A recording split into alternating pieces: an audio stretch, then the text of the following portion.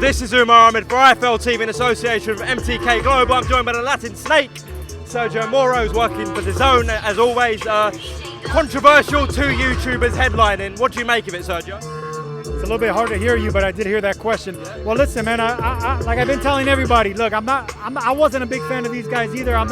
It's past my demographic, but the more that I read about them, the more impressed I am. And look, in a sport like boxing where we want as much eyes, as much publicity, why not? Why not make this happen? This place is going to be jumping and sold out by two social media stars in a 6-round fight. That's unbelievable. A professional boxers, champions, they can't do that, especially in 6-rounders. So I'm all for it. I'm excited. Adapt or die. That's the way I see it. And this is what's the new norm. This is the new norm, social media, and I'm on board.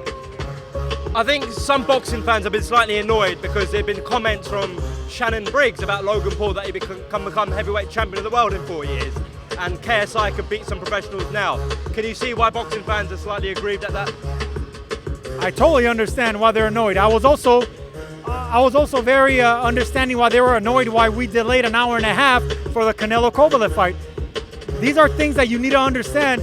These are business decisions. And boxing people, they don't understand the business side of boxing. When boxers start talking about, well, I'm not going to take that fight because the money's not right or this ain't right. Well, you got to understand, man, like, we're boxers, but we're businessmen as well. People hate the fact that we connect the two, but this is show business. We got to put on a show, but it's business too. I do want to ask about last week in Las Vegas, Canelo becoming a 4-weight world champion, knocking out Sergio Kovalev. How did you see the fight? I don't think it was the most exhilarating fight for the first half of the fight. But I expected Kovalev to really do well in the first half of the fight. I didn't expect him to do that well the first half of the fight. So he put the rounds in the bank like he had to do. It's the second half of the fight where he struggles, but he was actually controlling that too. Before the knockout, Kovalev was winning the fight. So it was interesting. There was some drama there. That knockout was brutal. And it seemed like Canelo was just biding his time. Like he knew he wasn't quite playing possum, but he knew that he was going to knock him out. Why was he that calm? And why wasn't he really putting his foot on the pedal, wanting to get that stoppage earlier? He knew something we didn't, and he stopped him. What would you like to see Canelo Alvarez do next? There were rumors on Fight Week that he could move up to cruiserweight. Do you think that's just nonsense? I think light heavyweight is the most he'll go. I think with a good performance here on Saturday, Demetrius Andrade, BJ Saunders, two of those guys. But BJ Saunders with a good performance here on Saturday, I think that's the fight for Canelo. I think that's the one that makes sense. He's a champion, a legit champion at 168. People could criticize Rocky Fielding for being a secondary champion. Well, here is his opportunity to legitimately beat a top super champion in BJ Saunders. Undefeated, former Olympian. I mean, everything's there. Just to round this off, a big fight was officially announced today for the Zone. End of this year, Jacobs-Chavez Jr.